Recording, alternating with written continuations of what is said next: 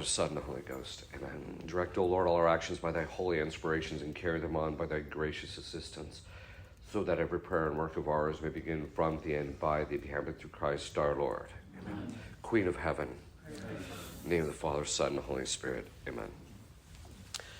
Okay, so this conference title is What is Shame? But what we really want to be able to answer in a somewhat deep level is, why is it today that people seem to have no shame whatsoever? First of all, what is shame? Second, why is it that people don't have it? And how to actually develop a proper sense of shame, because there can also be an improper sense of shame. So the first thing we have to do is like we always do, is we actually have to define the terms. So shame is defined as a perception, got to redo this. It's a fear, St. Thomas says, it's a fear of being perceived as lowly. Okay, so we want to unpack that a bit. First of all, it's a fear, so shame is actually in the irascible appetite. That's actually where it is. It's where the person he's afraid that people are going to actually look at him lower than what he actually is, or what he himself thinks he is, and that's where the real problem lies. But even this fear is actually based on a perception of himself primarily, because sometimes people can experience shame being around people when in point in fact the other people aren't even looking at him. They're not even perceiving him in that manner. So it's a perception on the side. It's based on a perception. It's a judgment of ourselves that there's something in me that is lowly, and I'm afraid that if people see that, then as a result of that, I'm going to be actually seen as lowly, and they will judge me as lowly, right? And we actually want people to judge us in a certain manner. Because of fallen original sin, we actually, because of concupiscence, we desire the delight in other people perceiving us or judging us in a higher state than we actually are, rather than as we truly are, right? So that's where the real key is going to come from that. Okay, so it's a fear of being perceived as lowly. Now, what we have to do is we have to talk about this term lowly, okay? So, lowly just basically means that there's actually a hierarchy of being. There's actually, if you look, St. Thomas says, the principle of hierarchy of being is that from the lowest rock all the way to the highest, to God, ultimately, there is a continuous grade of beings between that rock and God. There's a continuous grade of beings. So you go from rocks to plants to animals to human beings to angels to God, right? So that's the general thing. But that indicates that there's actually a recognition that our lowliness, that where we're at perceived in relationship to all that, what people's judgment of us in relationship to the hierarchy of being can be based on a number of different things. In the order of nature, all human beings are the same because we all have human nature. That is, we're composite of body and soul. But in the order of accidents, so the accidents are those things which subsist or are in my nature, we're not all the same. So, in fact, every single set of accidents, so not just are all the natures in a hierarchy, but all the accidents are also in a hierarchy. And this is something that is really ends up getting denied today, because people want this egalitarian where everybody's the same and everybody's different. Now, part of the hierarchy of being is, I can never remember the name of this principle. I just absolutely have to memorize that name. But basically it says, if two beings are in the same category of being and are different, de facto one is higher than the other. Okay, let me say that again. If two beings are in the same category of being and are different, de facto one is higher than another. Okay. This is a really key indicator because it means that as human beings in relationship to accidents, because we're all different, on the order of accidents, we are not the same. We actually know this we actually know this intuitively. So, for example, we know in the order of accidents that say someone who is, there's different degrees of intelligence. We also know that intelligence is actually better than looks, than physical beauty and things of this sort. So we know that, or even within physical beauty, there are certain kinds of physical beauty that are just more beautiful than others, right? And so this is a kind of one of those always classic problems where the wife, do you think I'm the most beautiful woman that ever existed? Well, no, of course not. Should be the response. And then when she gets her feelings hurt, you say, well, first of all, where do you think you're even in competition with Our Lady, right? So, because even on a physical level, they said she was extraordinarily beautiful. She had absolute perfect proportion. So this is in relationship to like facial features and the like, and so she was perfect on a physical level even. Okay, so the point being is that on the order of accidents, they're different, right? Okay, now there's different kinds of accidents, but this is where we have to really kind of get into this. If you look at the part of the accidents of man are the various faculties that we have. And the reason we know they're accidents and that they're not part of the nature of us is because of the fact that if I were able, the faculties are the ability to act or perform some type of activity. And if they were part of my nature, if I performed an activity and then I changed to a different activity, if they were the same as my nature would change each time I changed my activity. That's how we know they're actual accidents in us, which basically means I have this nature, which then is able to perform activities through these accidental qualities. These things that exist in my nature but are not the same thing as my nature. So your hair is not the same thing as your being a human. In other words, the color of your hair, I should say, is not the same as your being a human. The color of your eyes, your race, your gender, these are all accidents. In fact, in the order of accidents, gender is what's called an inseparable accident. This is what's so ironic. It's inseparable because once you're a male, that's it, you're male. So even if they do surgery, you're still a male, right? Genetically, etc. By the very nature of what's there, you're just a mutilated male now is what's happening. Okay. Now these faculties have different objects. And different objects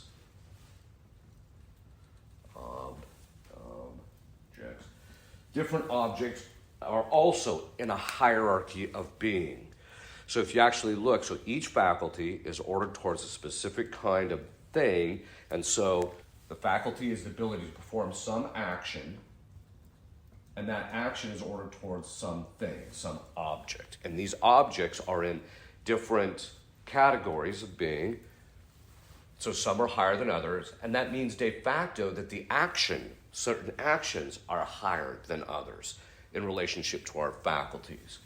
And so if you actually look at the nature of our faculties, what determines that one activity is higher than another is what, do you think?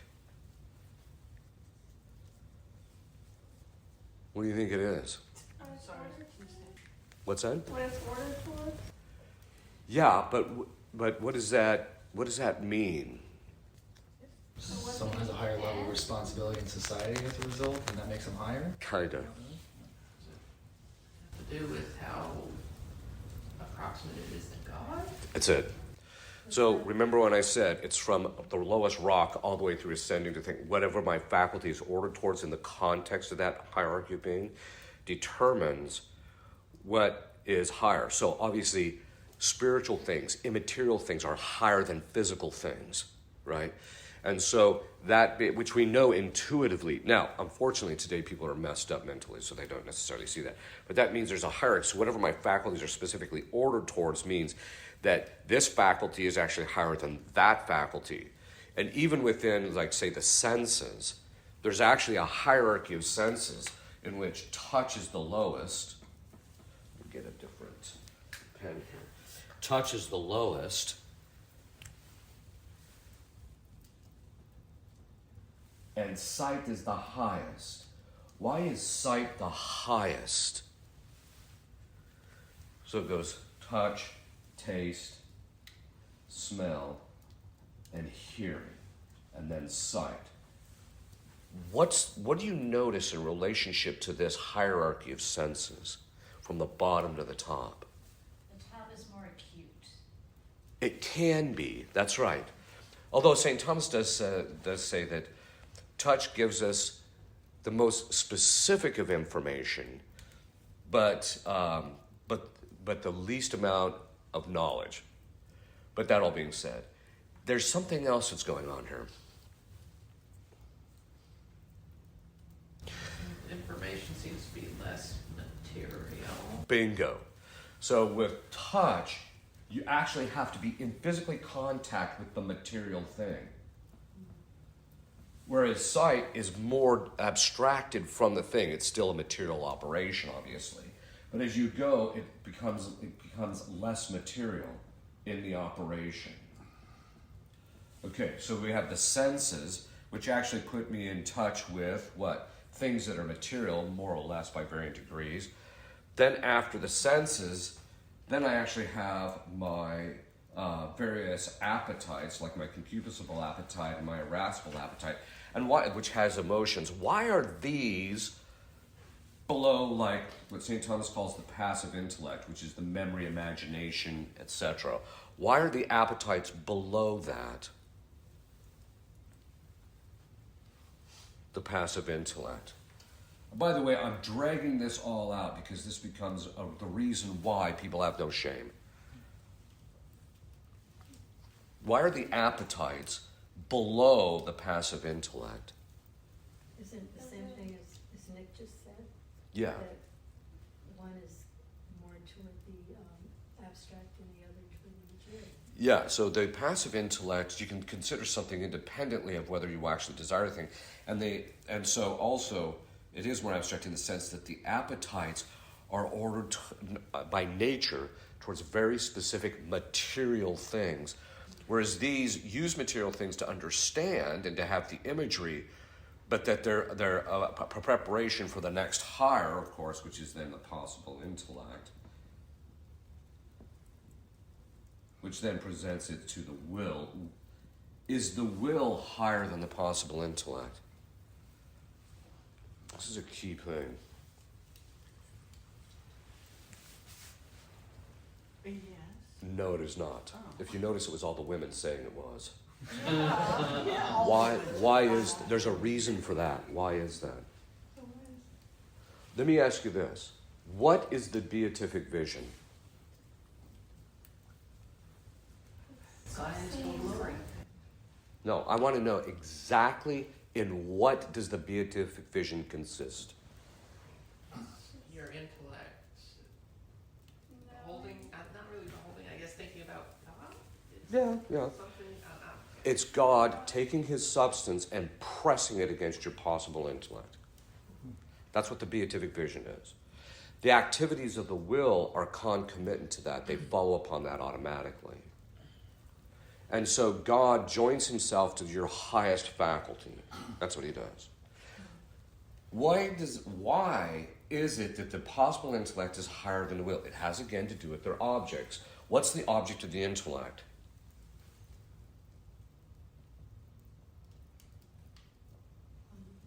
To know Truth. True. to know God. What's the object of the intellect, of the will? To do your own thing. The good. Yeah, to seek after the truth. Because the good is always something that's true in some sense. But as a result of that, the will is also a blind faculty. It can only act when something's presented to it by the intellect, which actually knows it. So there's a dependency on that. Same with the appetites. And so the intellect is the highest faculty in man. This is something that is systematically denied. Now, the Franciscans used to say that it was the will because St. Paul says, among the faith, hope, and charity, in the sense, charity is the highest. Okay, as St. Thomas says, it's not because charity, it's not because the intellect or the will is higher than the intellect as a result because it gets charity. It's because of the fact that faith is not as certain and doesn't tend towards its object with the same degree of fixedness as charity does. And charity persists. In other words, faith is actually an indicator that we're in a state of imperfection, not in the sense of moral imperfection or spiritual imperfection, but that we don't actually see the object of faith yet. Whereas through charity, you can love the actual object of charity, which is God. So and then the next life, charity and hope dissipate, they're gone. And the only thing left is charity, of course. But the beatific vision then is not pressed to the will. It's actually God infuses in the possible intellect what's called the lumen gloriae, the light of glory, which raises the intellect's capacities high enough to where then when he presses it on the intellect, we can actually see him. Okay, so why did we go through all of this? Well, part of the faculties also are, so even below the sight, hearing, taste, and touch is like the locomotive faculty. This is the ability to move from one location to another. But then there's other faculties as well. There's the augmentative faculty. This is the ability to grow. I'll just give it to you now, but eventually I'm actually going to write a technical article on it. It's the fact that the augmentative faculty from the time of conception to the time of adulthood does not change, and we see one continuous usage that we actually know that the immortal soul is present at the time of conception. Okay, that all being said. Augmentative, that's the ability to grow, augmentative faculty. Then there's, in addition, below that is actually the, then there's the nutritive faculty is actually below both of these. That's the ability to take food in and things of that sort. If you look at plants, one plant is higher than another based upon whether, actually the locomotive faculty goes up here. They have nutritive, and then they can grow, and then above that are things that can actually move, right? And then above that, but in the context of the nutritive and augmentative faculty before the locomotive faculty is also the generative faculty. This is the ability to have children or to replicate yourself or to propagate your species, okay? These faculties are, generally speaking, considered below these faculties because these deal with sense knowledge, and knowledge is higher than these things are, generally speaking. And some of these are actually rooted in this. Obviously, you can't have touch. Without touch or sight or hearing or something, you're not going to be able to have, you can have locomotion, but it's not going to be done very well. In nutritive, the nutritive faculty depends on the sense of touch, and it's also taste in a certain sense, because every single thing that you ingest, you have to touch it physically. It has to come into you physically, okay? So that all being said, this means that these faculties are actually below even sense knowledge. Okay. Lowly means that I have... that there's something in me, so there's this hierarchy of being from the perfect to from the imperfect to the perfect, but also from lower beings to higher beings.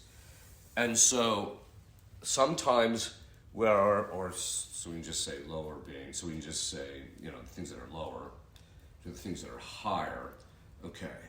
And there's this hierarchy that goes above us.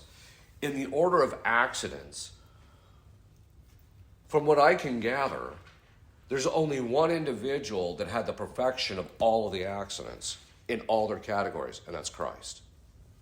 Okay. So that being the case, then the rest of us have a mishmash of certain accidents that are lower and certain accidents that are higher. So obviously some people are good looking, some people are intelligent. Rarely do you find someone who's good looking and intelligent. Rarely. I mean, once in a while you do. And then, by intelligent, we're talking extremely intelligent. And so there's this hierarchy. But also, in relationship to choices that we make, what objects we choose to pursue, that level of object determines the dignity or the whether it's a low or a high object in relationship to what I choose. So if I choose a low object, that means my choice is lower. If I choose a higher object, that means my choice is higher, okay? And so ultimately, what this basically means is that should we choose the lower things? Yes, but only when it's appropriate or when reason indicates these things should be pursued at this time. For example, obviously eating, which is part of the nutritive faculty, is below sitting around contemplating the eternal verities, right? It's obviously a lower activity, but you can't do this all the time. You can't sit around contemplating God continuously, unless you reach the transforming union, of course. But you can't just sit and only think about God and only read and do this, that, and then just neglect your augmentative or your nutritive faculty because you're going to die, right? So there's certain times when reason says you have to stop this activity, and then you have to pursue a lower activity, but the pursuit of that lower activity should not be done for the sake of that lower object. You pursue that lower object for the sake of the higher object. The reason I eat is so that I can go back to engaging in these higher activities. Okay. The lower thing should never be the thing for which I'm ultimately striving for. I choose these things because of the fact that they're higher. Okay, so what does this mean? Well, the part of the problem is so what is shame is? Shame occurs when I have chosen a lower object when reason dictated I shouldn't choose this. And so what's happened is I've lowered myself so that instead of using these lower things to gain a higher thing, so I can keep building myself up to this higher thing, I've chosen a lower thing. And so what happens is with shame is because my conscience knows I've chosen a lower thing when reason told me I shouldn't have, I know I'm lowly because I've chosen something lowly, I've pursued something lowly, which lowers me in my own accidents, both morally and in virtue, etc. And so there's a knack when I'm around other people, that means I'm going to perceive, they might find out that I've pursued this lowly thing, and as a result of that, I have a fear that they're going to find this thing out, and the fear is once they discover it, then there's going to be the evil that's in, because fear is the appetite in which there is a future evil which cannot be overcome. And so the fear ensues. And as a result of that, I realize that if people see me as lowly, I'm not going to be overcome that. And that's just because of the fact that I'm lowly, right? Okay. So why am I going into all of this? It means that when our faculties are working properly and we understand this hierarchy, when we follow these things, etc., then it means that when I engage in these lower things in appropriate fashion, in the right context, and they can actually contribute to higher goods. Some of them can also contribute to charity, so sitting down and eating with people can contribute to charity, etc. But it pursues the higher things. Whereas if I just sit down and go to the kitchen and just rubble and just shove it down my throat, right? Well, that's pursuing in a lowly manner. But the real problem has to do with in our own culture is the pursuits of those things that pertain to the generative faculty. People pursue matters that pertain to the sixth commandment at a time in which is contrary to reason, or reason says they shouldn't, or at least reason that operates according to the natural law. And so as a result of that, let me back up and state that, because that's actually going to be the launching pad to the next part of this lecture. Reason, which operates according to the natural law, knows that if it's engaging in these lowly things, then people are going to perceive it as lowly, whereas if it's engaging in these things according to right reason, then there is no shame involved, because it's done according to the way it's supposed to be done, right? So married couples, because marriage is a noble thing, it's a high thing, but the generative act is a lowly thing in the order of this hierarchy. It's not evil. We have to keep that clear. In the context of marriage, it's not morally evil, it's not physically evil. Even St. Thomas says that you can set aside the use of reason for a short period of time in the case of this particular act for the sake of the good of the species. So it's actually a pursuit of a higher thing. But that has to be its ordering, which is life ultimately. Okay. But the point being is that this, engaging in this in the context of marriage makes it a morally good act, but it's still a lowly act. It's above eating and a few other things, but not much more than that. Okay. And that's why it's important for people to realize that the primary aspect of marriage is not in relationship to the conjugal act. That's what we all think. It's like, I get married and then I get to do this. No, that's actually not the issue. The issue is yeah, it's true if you get married you can do this, but that's only because of the fact that this particular activity begets certain things called children that require an enormous amount of care and protection and nurturing and bringing forth. And so that's what the marriage is ultimately ordered for, is to get the children, to have children, get them to the age of reason. Okay. So if the generative faculty, if that activity then is subordinated to a higher good, which I just got done talking about, then there's no shame involved in it. It's actually a good thing. But it's still a lowly act. And this is something we have to keep in mind. The fact that there's so much pleasure associated with it, St. Thomas says, doesn't mitigate the fact that it's still a lowly act. Okay. So, what happens? Why is it that people have no shame? Well, I think people don't have shame today in a variety of different sets of categories. Not just in relationship to the sixth commandment, but in a variety of different categories. Okay. The first is, I said that when reason acts according to the natural law, it sees that there are times you have to engage in lowly acts, because in doing that, then I can continue to pursue the higher acts, right? Okay. Whereas if I just terminate, when I'm not even pursuing the higher acts, I'm not doing for those higher acts, but I'm pursuing it purely for that, then that's when it becomes lowly. And so the intellect, when it acts according to the natural law, reason sees these are good things as long as they're within a certain context and rightly ordered. If they're outside of that, then it becomes lowly. And that means it becomes shameful to engage in them. Okay. But this means that the intellect actually has to be able to judge reality for what it is. It has to be able to judge the reality of all these different things for what they actually are. And that's why if reason, when it's properly ordered, realizes that when the appetites are raging, reason recognizes that these things are pursuing as something that's not good for me, right? So it is not, which can happen. You can sometimes have your appetites let out of control, but if the possible intellect can still make a proper judgment, it's not every single time our judgment's precipitated. Sometimes we know my appetites are out of whack here, right? But there are times, though, when the intellect can, the appetites can precipitate the judgment of the possible intellect.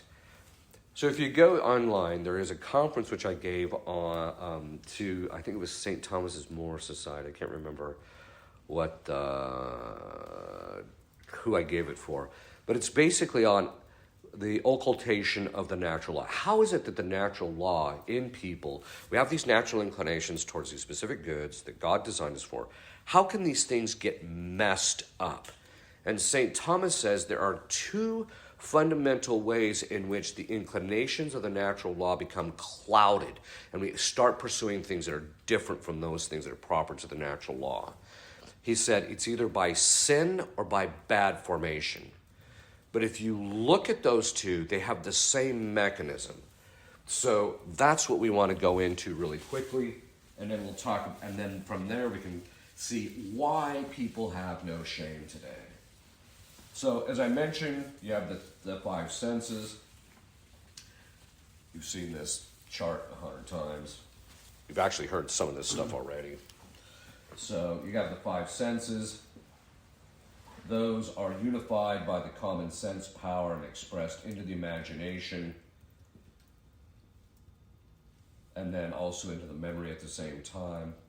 The cogitative power looks at what's in the image and imagination, goes back to the memory, it merges that information with what's in the imagination. It also puts a perspective on it and an assessment of that thing, and from that arises the emotions. And then you have an intellect, which abstraction, which we won't get into, but you got the possible intellect, which then, through an act of judgment, looks back at the image in the imagination in order to make its judgment. Now what happens is when bad formation occurs, it comes in through the senses, because as Aristotle said, 99% of good education is presenting to the senses the right images that get formed in the imagination so that the right judgments can be made. Okay. So what happens is then the judgment, because the imagery is false, it's being presented when you have bad formation, the judgment ends up off. And each time we make a judgment, about that particular thing and it's false, it starts to develop an intellectual habit. And that habit starts inclining our intellect to judge in that specific way. And eventually it gets to the point where I can't see outside this habit that I have, right? Without grace, of course. So this is what we're actually seeing today. So this is why by the time these millennials get out, or the millennials or the younger kids are now getting Gen Zs and all these people are getting out of college, the intellectual formation has been so habitual. We've even seen this. I talked about this in the conference I did on brainwashing. It's become so habitual between the news media and the formation, etc., that people's intellectual judgments are actually contrary to reason.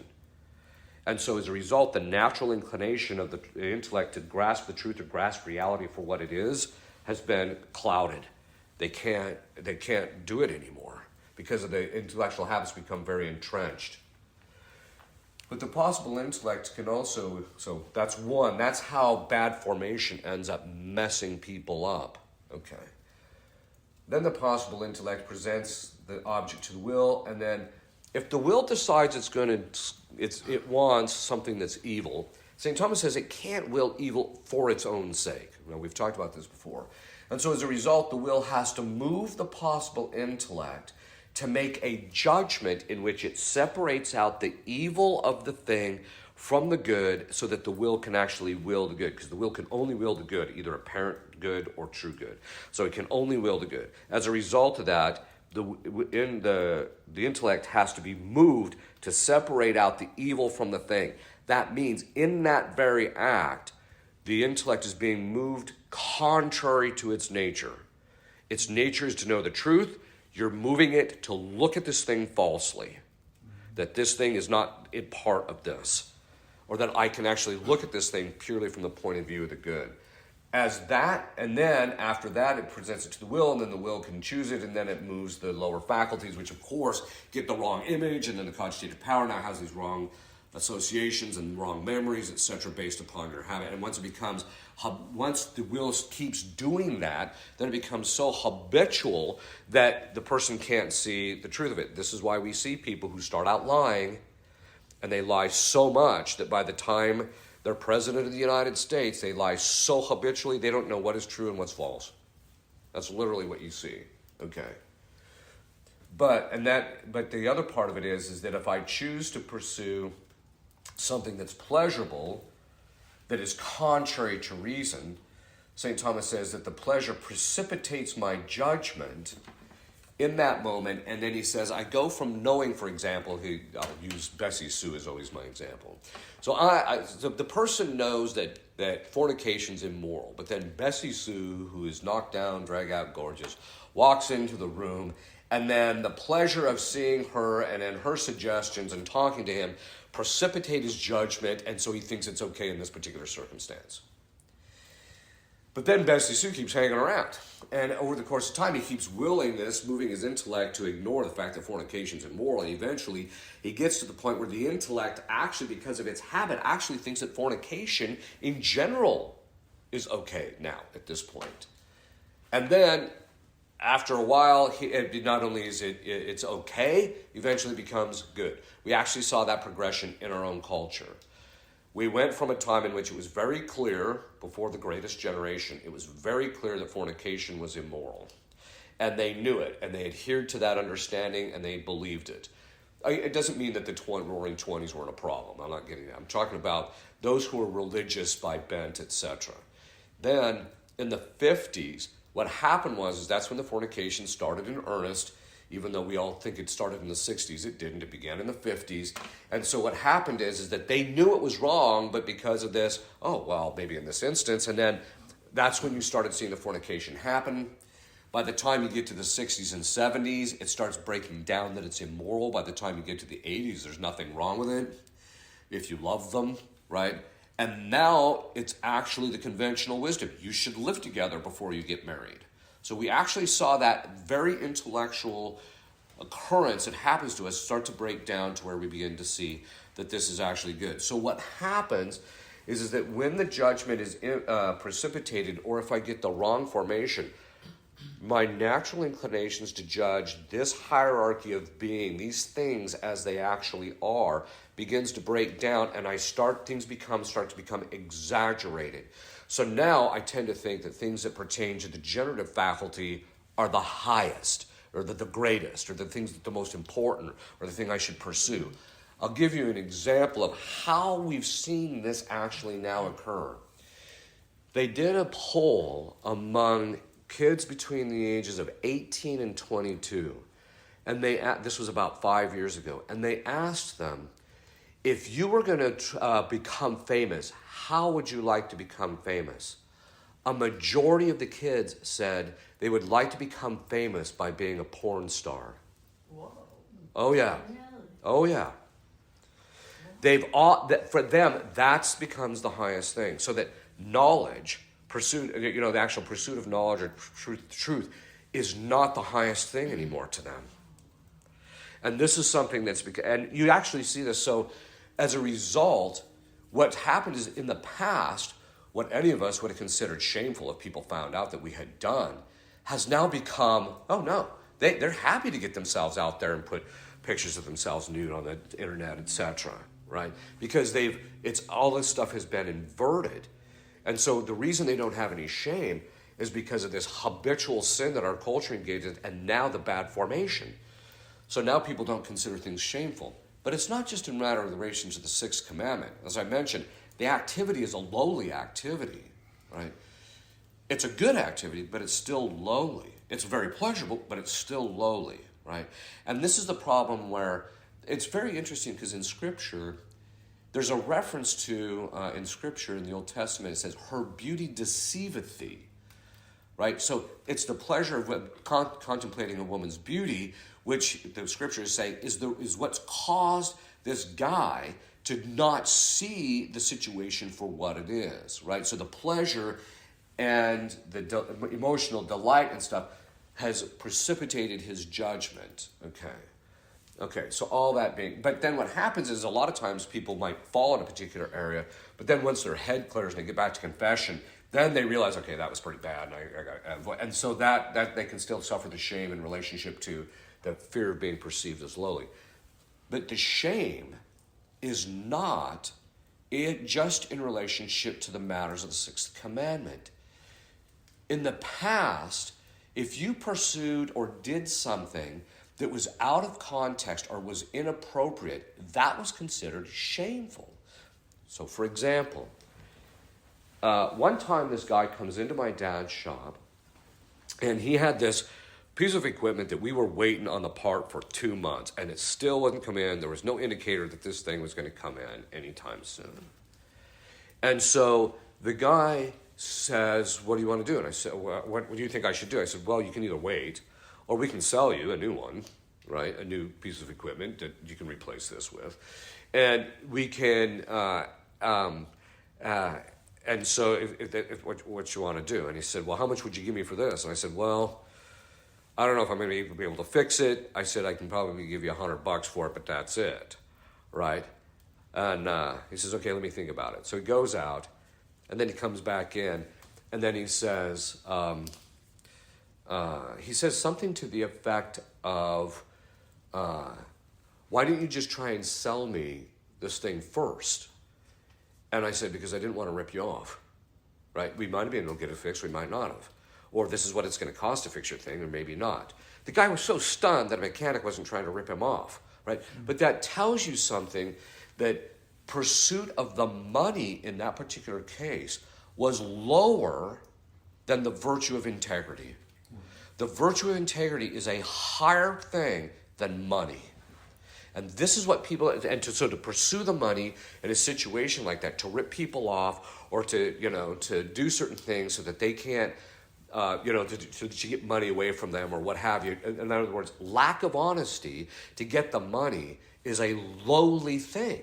You're pursuing a lower thing. Money is a lower thing than integrity or virtue. And so this is why in the past, if they did that, they would just say, this is just shameful, right? Because you're pursuing something lowly, and people would perceive you as lowly. They wouldn't trust you, right? This is true across the board in anything. But this is also becoming more and more being rich should not be the goal. To pursue money over virtue is shameful. That doesn't mean that you shouldn't make as much money as you're capable of making, because that can be shameful too, because you can provided you're developing the other virtues. But you can make a certain amount of money to help other people, or as in the case of what Doug's doing, you can actually develop a system to where it can maximize to help people, in other ways. My basic point is so in other words, you have to look at your talents, pursue what's proper to that according to your state in life. Because sometimes people will say, well, if that's true, then I should only pursue the highest thing. No, that's not true either. So, for example, one time I was at this one monastery, and there's a guy in the monastery, he was a really good egg, he had a heart of gold, but he was dumb as a bag of hammers, right? He would have made a perfect brother, right? And he's just like, I want to study and I want to become knowledgeable in all these areas. Well, dude, that's just outside your capacities, right?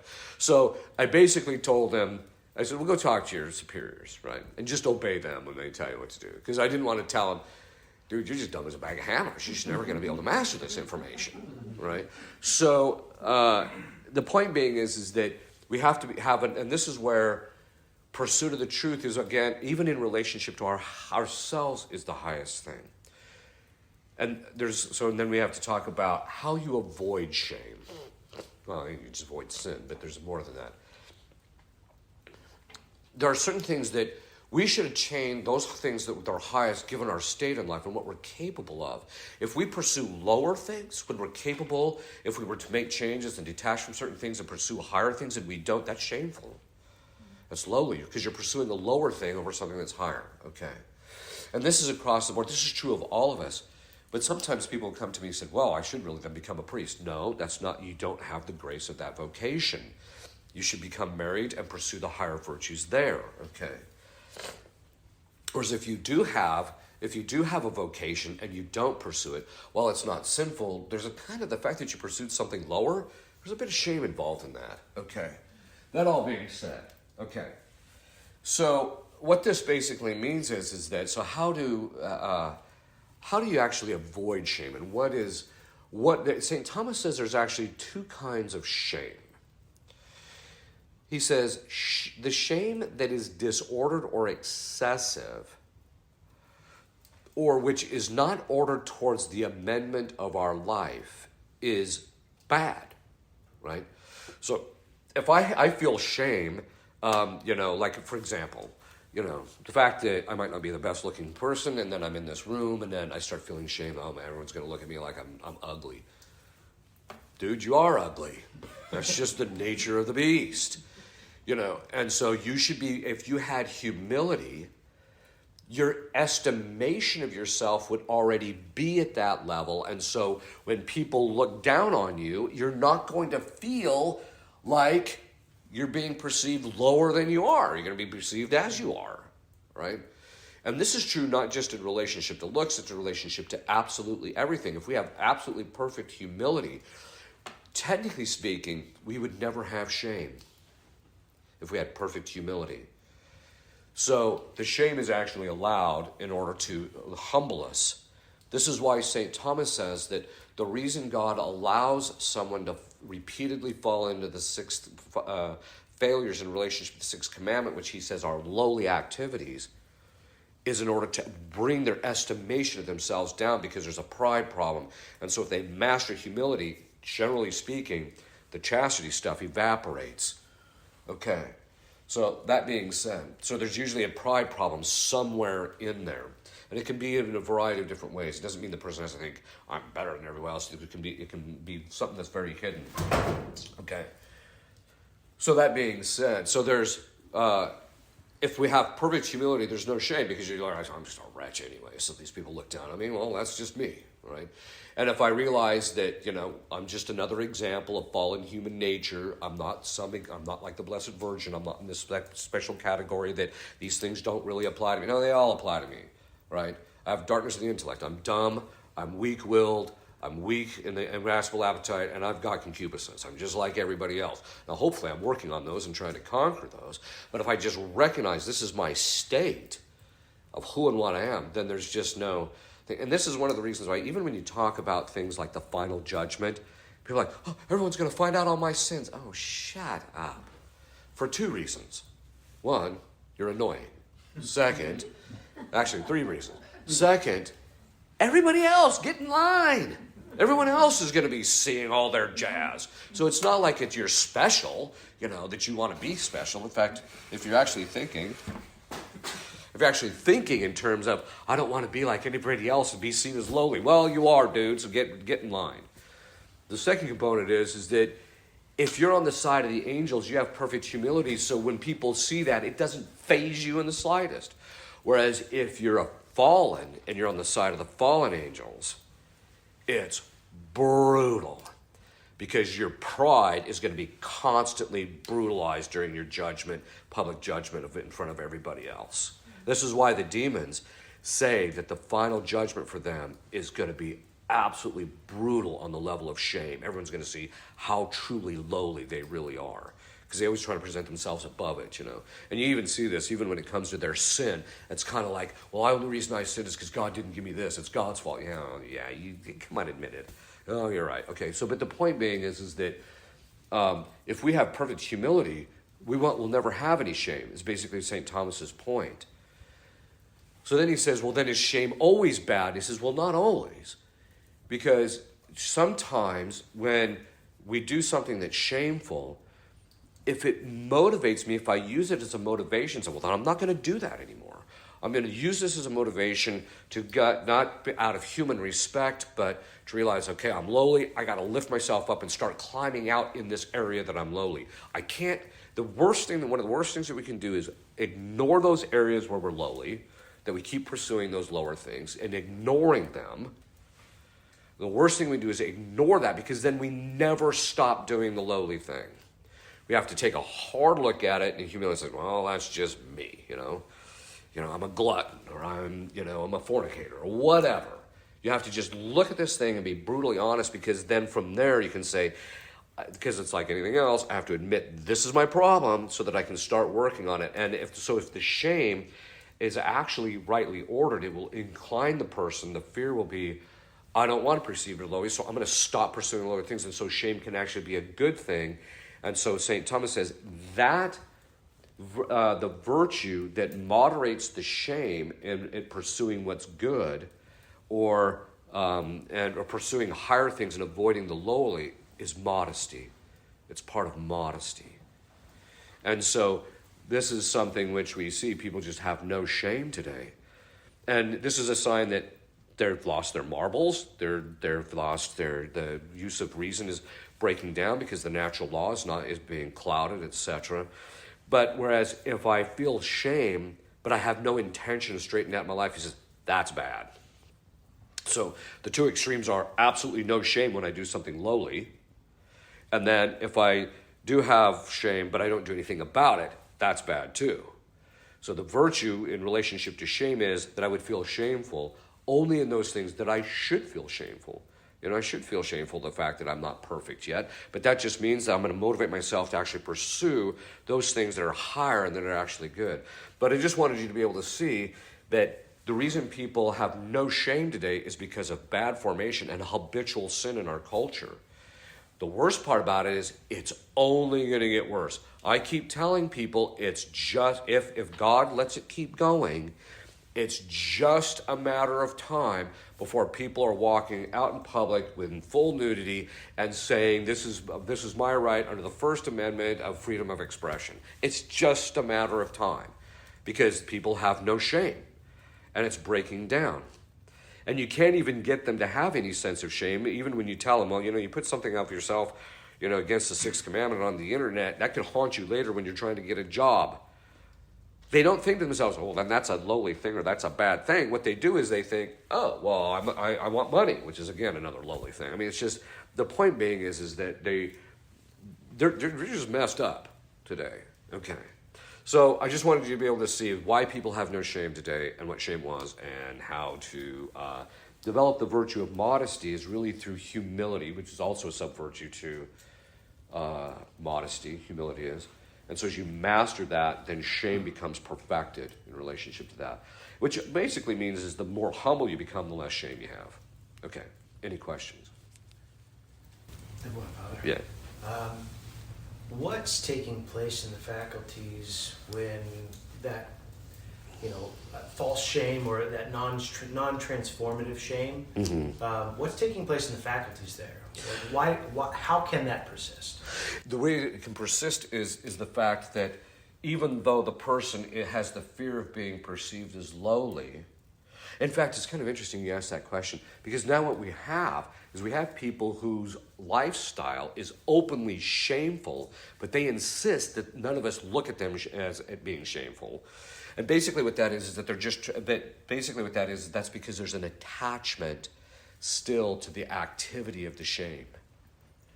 So in other words, even though they feel lowly about it, they don't amend their life because they still have this attachment, using the concupiscible appetite, to some pleasure, something in relationship to it. Okay, so even if a person is openly admitting shame and not moving forward, and in a lot of cases continuing to move backwards, is that just because of the strength of the attachment to... It is. Okay. Yeah. Now, it could be also there's just not a proportion yet between the amount of shame they're feeling and the attachment. Eventually it becomes so great that they're just like, okay, I'd rather let go of this thing than to continue with the fear. But a lot of times people don't. Especially if the sin is hidden in some way. Like I have a really good friend of mine, he's a good friend of ours. He's overweight. And this guy chows down from time to time, right? Outside of that, he's very virtuous guy, very good guy, and I just tell him, well, it's just a sign that your problem is visible to everybody. The bigger danger is when it's not, right? So because when it's not visible to everybody, you're more likely to engage in lower and more lowly things because you don't have to worry about the perception of being seen as lowly. So it's, in one sense, it's actually better for us if everybody knew everything. Not that I'm suggesting everybody go confess their sins publicly, but it's actually better for most people. Their opportunities of growing in virtue are basically greater when people find out about stuff than when they don't. Yeah. But you think another problem today is people don't have the experience of the higher things. Like they Yes. Yeah, I think that's a it. nice liturgy or reading all these things so they don't have that. So Right. I think that's part of the formation issue, right? So it's either bad formation or sin. And I think in this particular case, it's just they don't have the right formation. right. When we grew up, our parents instilled in us a very rightly ordered shame. If you said something or did something and then it drew undue attention to you, which was immodest, your parents was like, that's shameful, don't do that, right? And so it would build up. It can actually develop a rightly ordered shame. Because, oh, well, I got overboard. Well, maybe, but it's much easier to moderate the shame if you actually have it than to actually build it if you don't. So, yes. Isn't there a responsibility? I know with leaders of the world, the presidents, the Vatican, the Pope,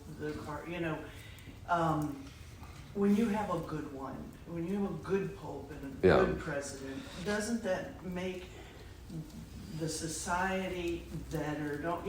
Isn't it a true connection on such as your parents? Yeah. These are our leaders. So when I think of Pope Francis and all the years that he's been in, it just seems like that's where society has gone down now. Oh, yeah. Saying sodomy is good. Or it's not a crime or whatever, yeah. So that's huge. I just feel that's really affecting children, and the millennials, and that they see going on.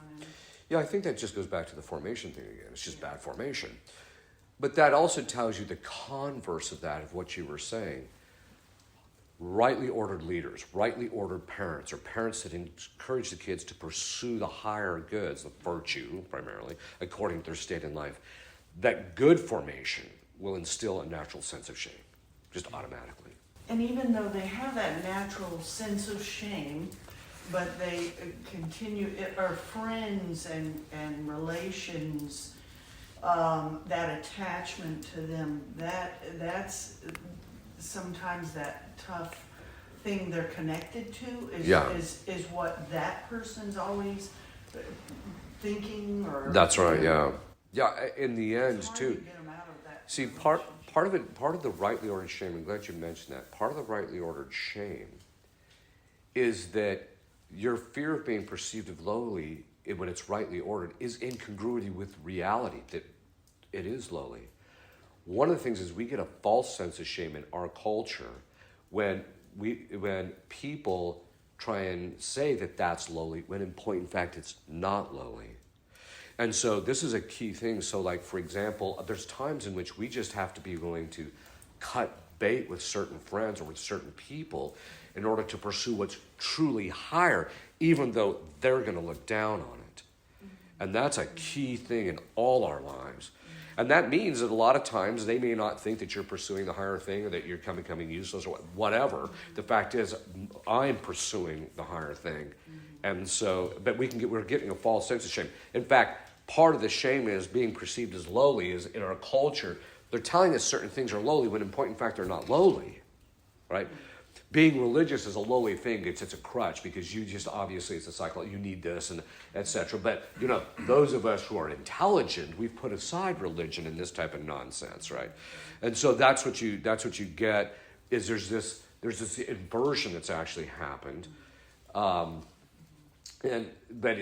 what's happening is the news media is trying to indicate that these things are like, for example, right now we're being told that just being a white male is racist de facto, right? And that's shameful. You should be ashamed of the fact that you're a white male.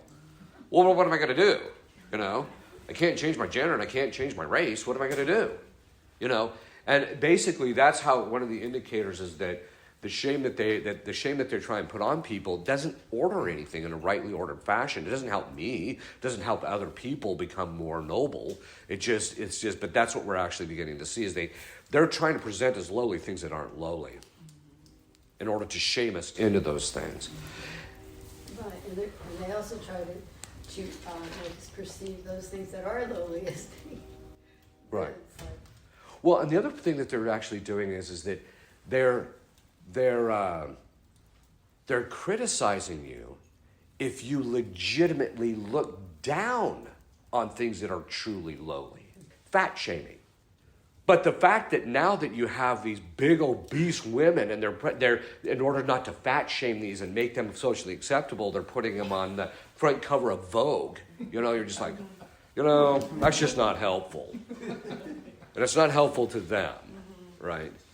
So the point being is that even when if you look down on, things like sodomy, that's even lower than a normal conjugal act that's rightly ordered. Because normal conjugal act is actually a good thing. This is just even lower than that. And the fact that you would say something like that, they're just like, you shouldn't do that. They love each other. In other words, they're trying to ennoble this thing or make it a good thing when it's, in fact, it's just as base as it gets. Even animals aren't that disordered, right? Although they always point to some weird ape somewhere that does this stuff, right? But it's just like, look it. The fact of the matter is the fact that you don't see that generally in even animals as a sign that there's just something wrong with it, right? But the point being is that they're trying to take these things that are really disordered and make them noble, and then take the things that are truly noble and lower them. And we're seeing that across the board. What fascinates me is just, especially in my generation, is how uncommitted people are to each other in a relationship, especially women. I've heard multiple times women, some married, who literally, and I probably shouldn't have been in certain situations, shouldn't put myself in these areas to kind of just avoid this situation, but in a general sense, it would fascinate me. Just, I have a boyfriend, or I'm married, but that's okay. It almost like it's like they could care less if I slept with them that night or something like that. Well, and therein lies a very important point, because basically what it is that for them to volitionally tie yourself exclusively to one individual is almost like a quasi-slavery. You should have a certain kind of freedom and shouldn't tie yourself in that way. You should have a certain, if something better comes along, well, then why not? You should. And so I think what it really boils down to is it's the exaltation of freedom over truth.